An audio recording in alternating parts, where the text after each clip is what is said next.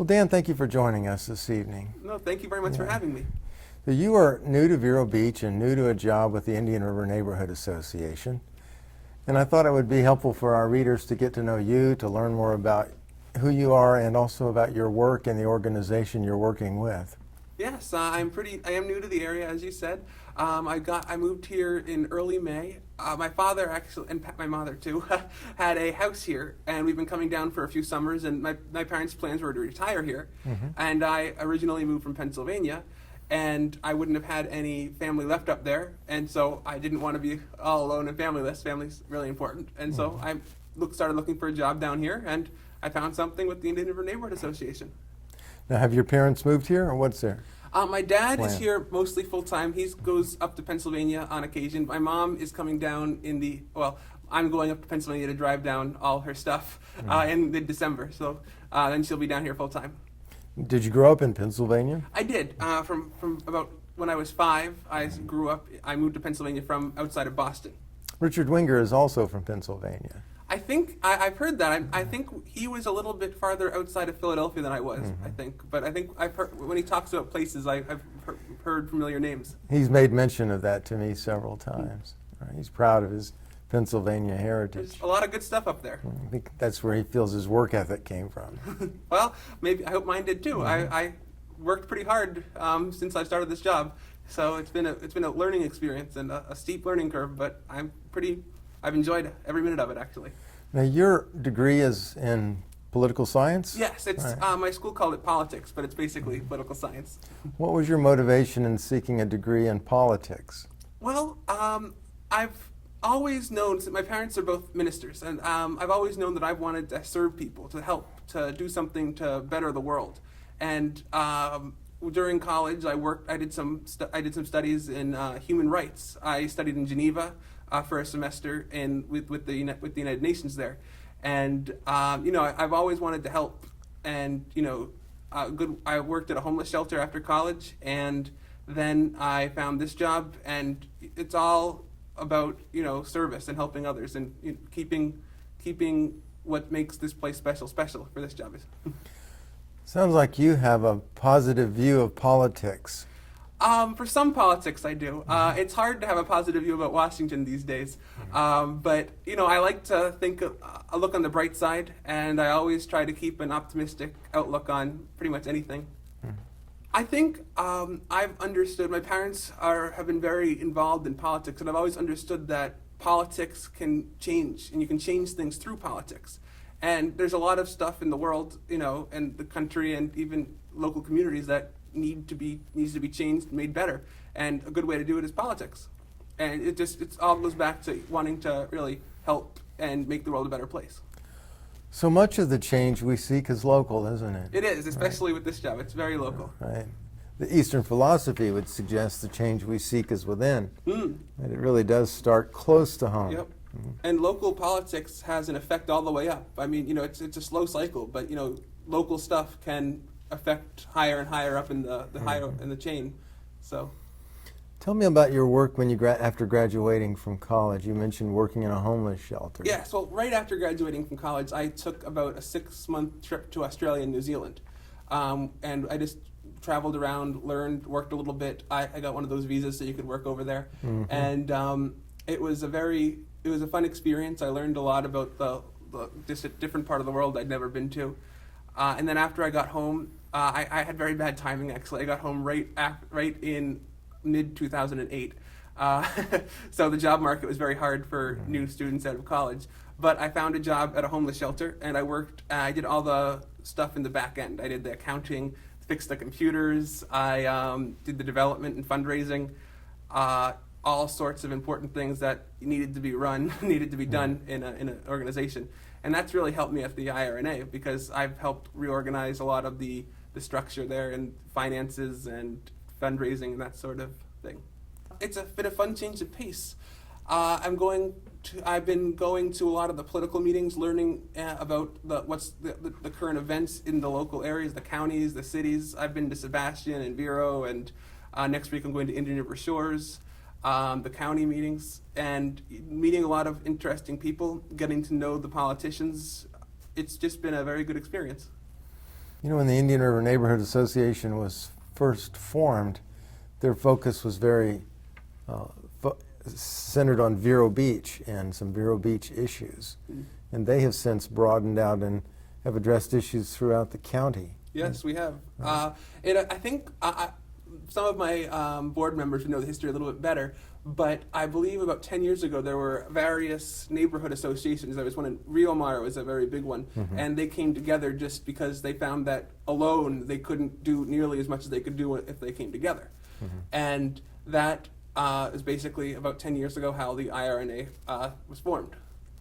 And if you've been introduced to the history, then you know that early in its organization, the IRNA was very effective in the political arena, endorsing and supporting candidates. Yes, they were.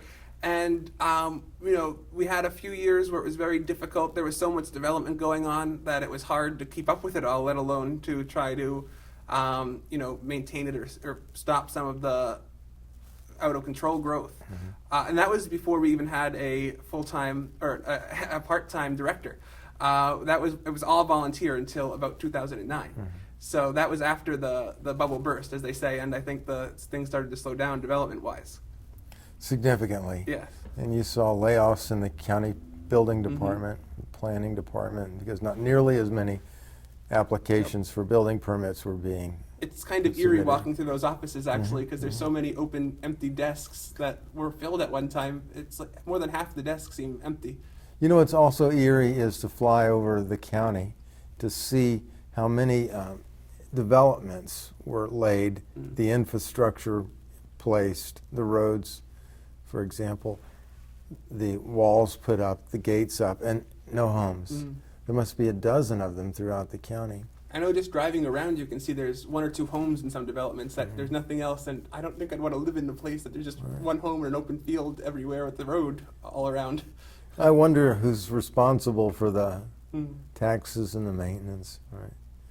So if you want a good deal on a undeveloped development where the infrastructure has been laid, there are about 12 for sale in the county. So there was a time when the growth was, well, and it wasn't just in Indian River County, and it wasn't just in Florida, right? Yeah, it was all over. I think in Florida it was more pronounced in a lot of ways. I know in Pennsylvania there were a lot of developments that were going up before the bubble, but there's not as many skeletons of developments up where there's roads already built and maybe one house and an entire development, a gated community. But down here it seems like there are a dime a dozen. I recall in the early 70s, there's a racket club development on North Ocean Drive. Right by Central Beach, right? Right. That stalled when the recession of the early 70s hit.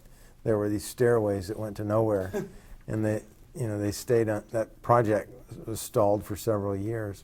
So it wasn't the first time, and the early 70s wasn't the first time. There was, certainly in 27, the Florida land boom busted. Have you ever heard the story of the Florida land boom bust? Florida had a recession, was in a recession really before the rest of the country. The stock market crashed in 29. The Florida land boom busted in 27. Property was changing hands more than once a day. I mean, there really was a bubble in the Florida real estate market. Speculation here was indicative of speculation throughout the country, and it finally crashed nationwide in 29. But things ground to a halt here. Yeah. There wasn't much here though back then, I don't think, was there? Well, the people who were here, yeah, and they were struggling. Yeah, right. But you're right. When my father went off to college, I think the population of the city was about 3,000. Right? When I went to college, the population of the county was a little over 30,000. Today it's close. 130, 140. Yeah, right. I've heard 140. Right. The city's population hasn't increased a lot. The city's been close to built out for 2 decades or more. And all of that growth in the county has taken place outside the city, much of it in Sebastian. What are you finding? I'm curious your impressions of Indian River County, and specifically Indian River County land use and growth issues and other issues related to growth, the lagoon. I'm finding it's fascinating. You can live in a place and never really know what's going on on the county level. I had no idea what was going on in the county I lived in Pennsylvania, but when you get your hands into it, you read the plans for development and the county's the plan that they have for 30 years, the 30-year plan. Right. The comprehensive The land comprehensive plan. Yeah. It's a really interesting, just to read through that.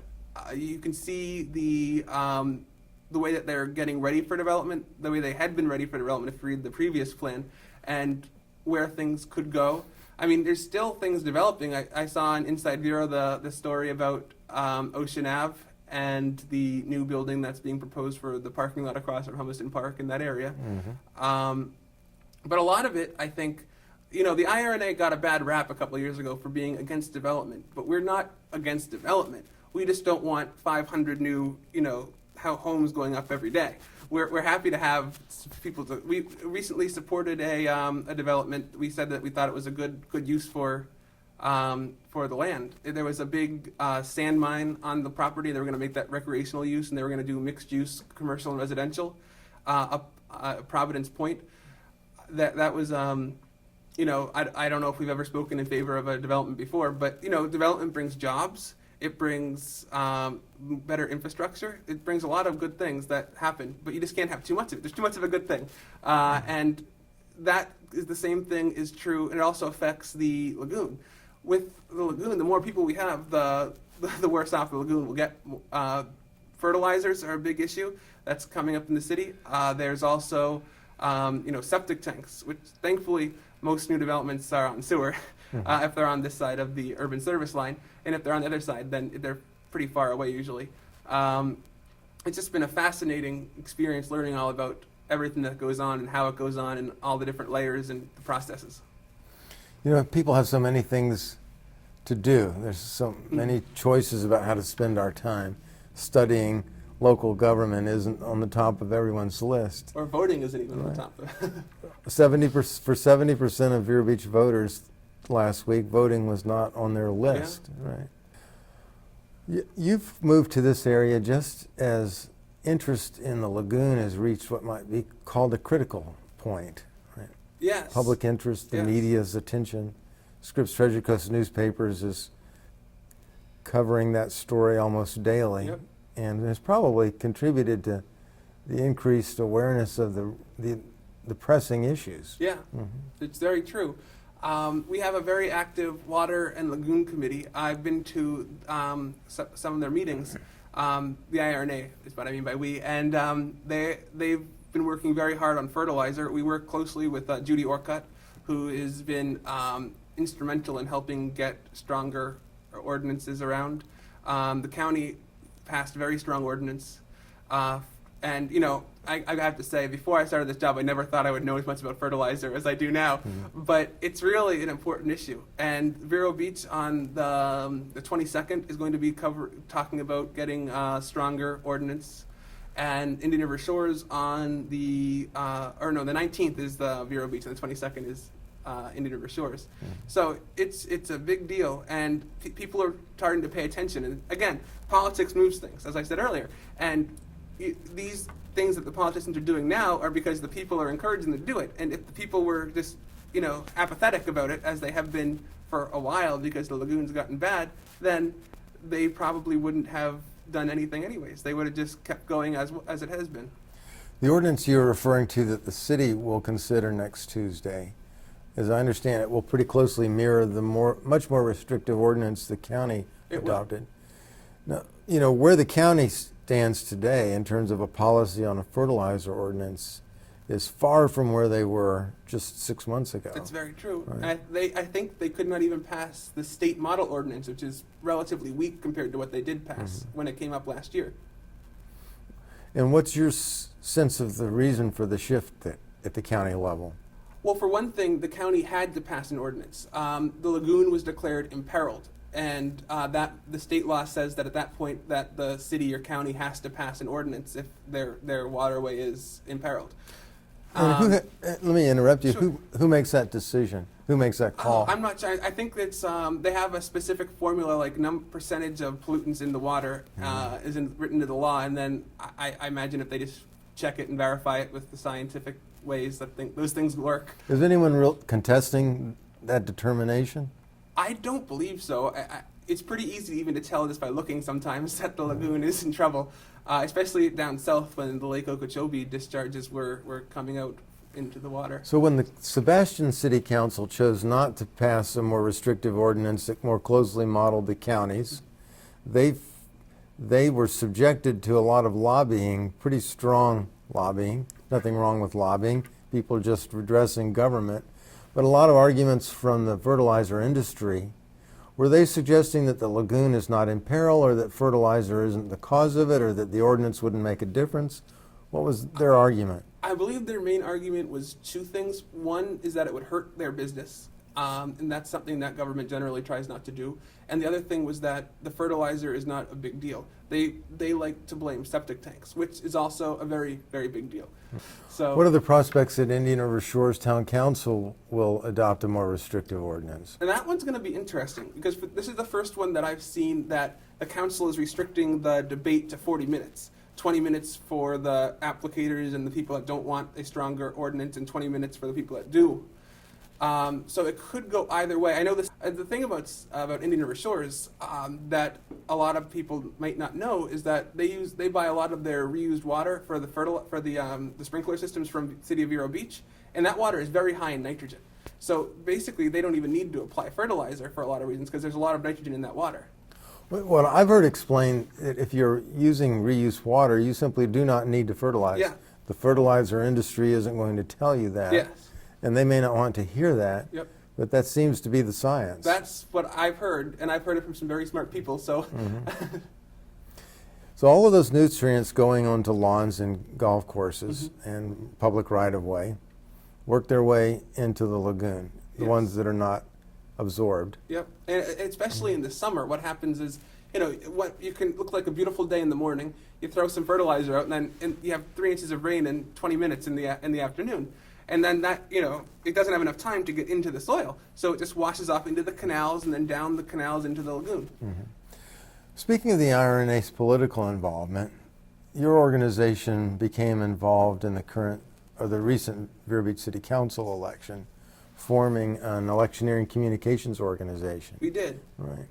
We received a donation that enabled us to not completely balance out the other outside influences, but we did a pretty good job of raising awareness of certain issues and promoting Dick Winger and Amelia Graves, and they both won election relatively safely. It was a good election, and we worked very hard. And so did both Dick and Amelia. It was amazing just hearing about how often they were out knocking on doors and working their butts off to get elected. Both of them. Yeah, both of them. Both for of sure. them worked. That's tiring It is. to knock on doors and walk neighborhoods, and both of them did that and took nothing. It seemed to me took nothing for granted. What were the issues that were important to the IRNA to get that involved in the recent election? Well, for the last few years, the power plant has been the overarching. Everything is about the power plant in the local elections. This year was the first election that hasn't been totally devoted to just the power plant. There are other big issues that were involved. When we interviewed each of the candidates and we asked them all the same questions about different issues, we asked them about fertilizer ordinance, septic systems. We also asked them about the power sale, the sale of the power utility. We asked them about what they would do, what's good development, what's bad development. And then from that, we decided on Dick and Amelia answered the questions in a way that we liked the best, and we thought they would serve the city of Vero Beach the best. And as Dick Winger said, keep our Vero. And it was... the short-term rental issue, too. How could I forget the short-term rentals? That was one of the huge issues as well. And so they were both on the right side of all those issues. And it was, we decided they were the best. I'd be interested in how good development and bad development is characterized in those discussions. Well, for the most part, I don't know if it was because of the audience, but everyone gave we asked for a specific example of what would be if the power plant is sold. What would be, and they tear it down and it's gone, or it's dragged into the ocean, or whatever was going to happen with it. It'll be reconstructed in some third world country, almost surely. Really, it has value. Oh, really? Right. I didn't know that. But what would they do with the land that was there? And there was a lot that most people wanted to go parkland. That was a good thing. Make it a park. Maybe put a little bit of commercial there, something kind of like Royal Palm Point. That fountain over there is incredibly popular during the Hutter months. So that sort of a thing seemed to be the most popular answer to that question.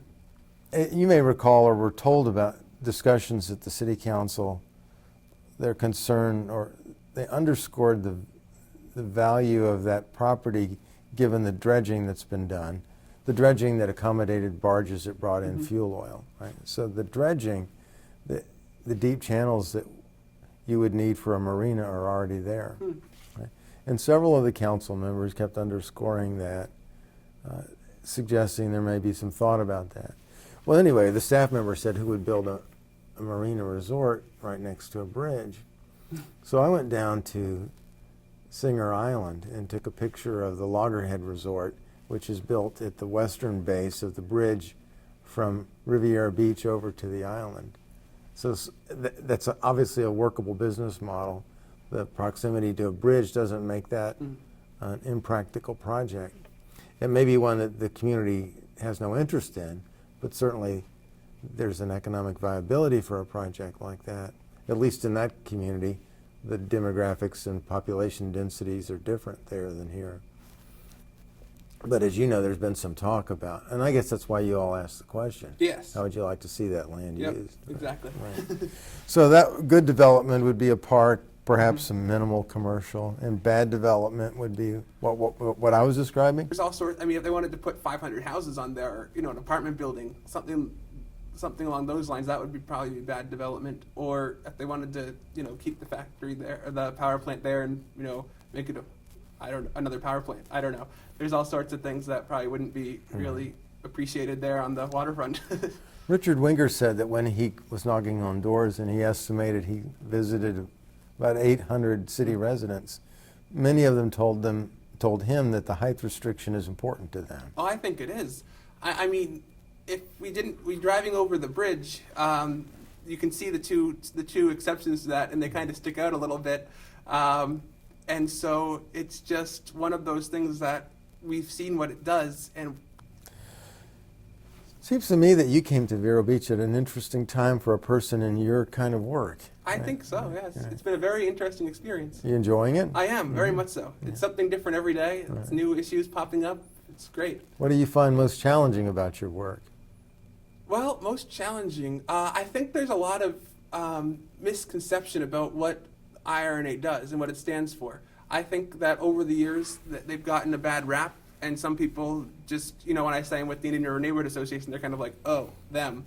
And I think we have a lot to offer for the community. I think if people understood that we're there to help them if they need it. If someone wanted to build a factory next to their house, they could call us and we would work on making that not happen.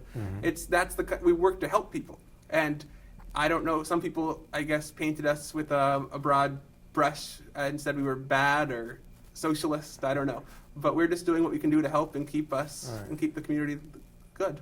Well, I think if you look at the early positions that the IRNA took, the early issues they addressed, put it that way, the early issues that they addressed, and then the positions they took on those issues, I think that may have something to do with how that early image formed. Right? And I'm not saying they should have done that any differently. The positions they took were important to them. I'm trying to change that. I mean, I'm happy to get to know people and to hear about their issues. People can welcome to reach out to us, and we're willing to work with anybody that needs help and just preventing this kind of bad development coming near them. Quite honestly, I had that view of the IRNA, that it's not so much that the organization was opposed to hyperdevelopment, but any development. And that's an exaggeration of the position, but that's basically how I was viewing the organization early on.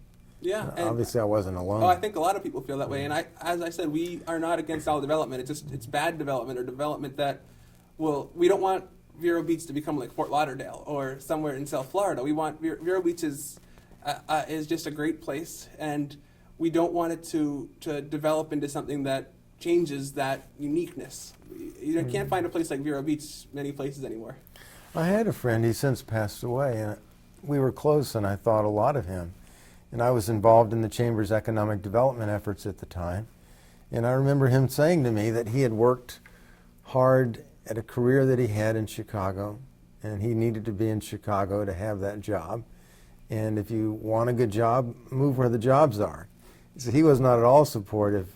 And he said his view was that this is a retirement community. It's certainly a community where a lot of people come to retire, but it's more than that.